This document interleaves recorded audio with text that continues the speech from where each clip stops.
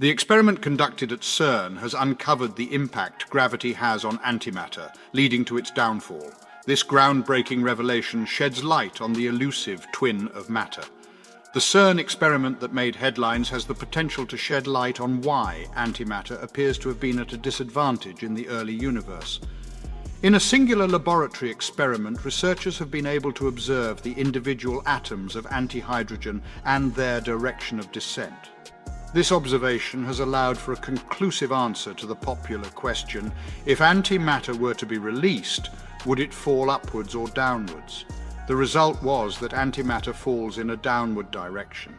The recent discovery has confirmed that there is a gravitational attraction between antimatter and regular matter. This finding has also invalidated the idea of gravitational repulsion as the explanation for the conspicuous absence of antimatter within the observable universe. Today, the journal Nature published the discoveries of the Antihydrogen Laser Physics Apparatus, ALPHA, research team at CERN in Switzerland.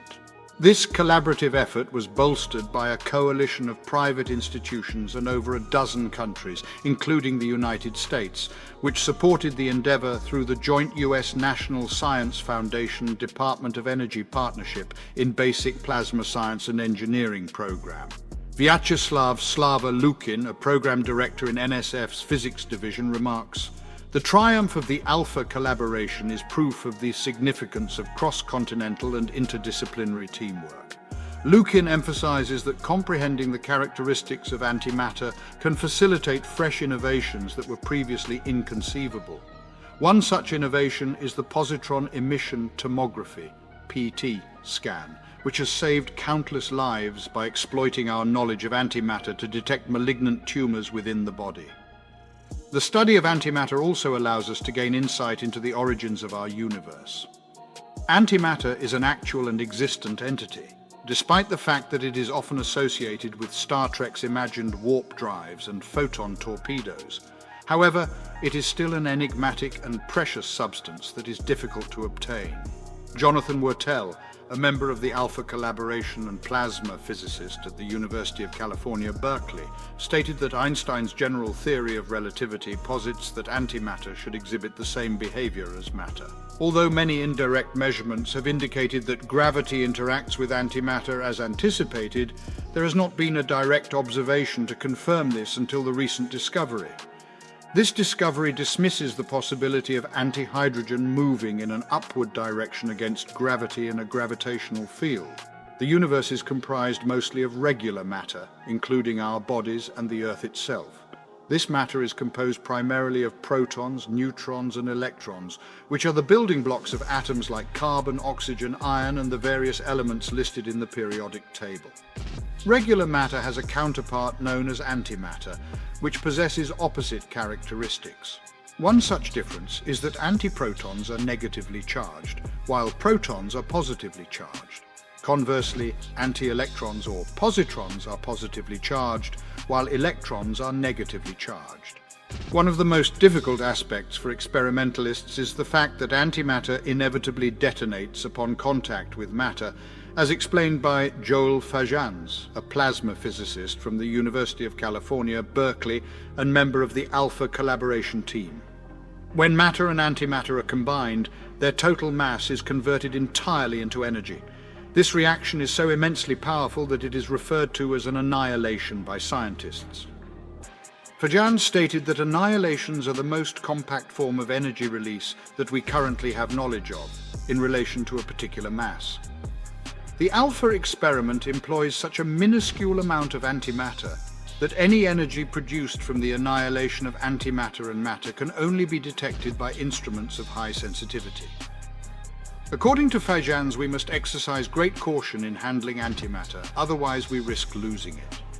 Wurtele broadly stated that their current experiment involves the creation of antimatter and a comparison to Galileo's classic experiment of the 16th century, which demonstrated that two objects of different mass would fall at the same acceleration.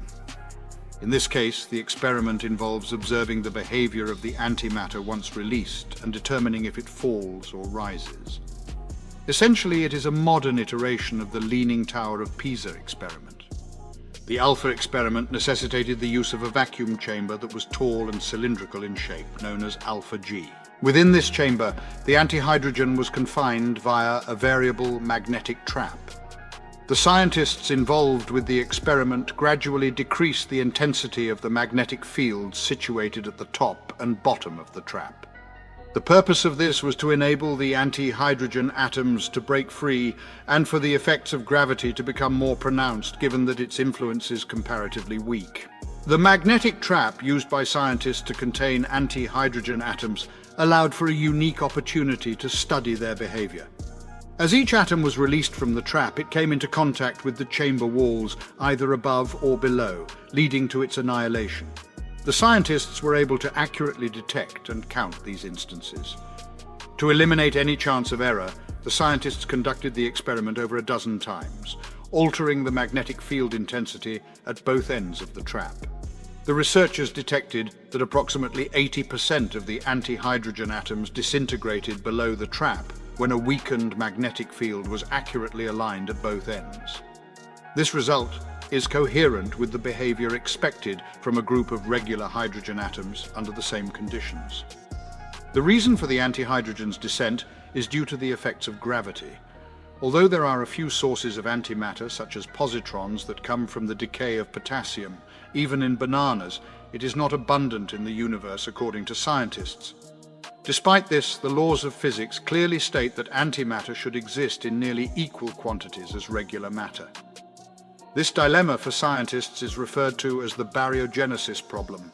The possibility exists that during the Big Bang, antimatter was repulsed by regular matter through gravitational forces. However, recent discoveries indicate that this theory is no longer considered a viable explanation. According to Wettel, it has been determined that antimatter is not repelled by gravitational force, but rather attracted to it. Despite this discovery, it is still possible that there exists a variance in the strength of the gravitational force exerted on antimatter. Further precision in measuring this force is necessary to determine the truth. The research team of Alpha Collaboration is committed to further exploring the characteristics of antihydrogen.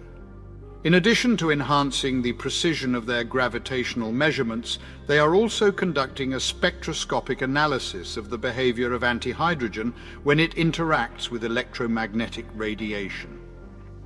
Wettel stated that it would be groundbreaking if antihydrogen deviates from hydrogen, since the laws of physics, including quantum mechanics and gravity, dictate that the behavior should be identical.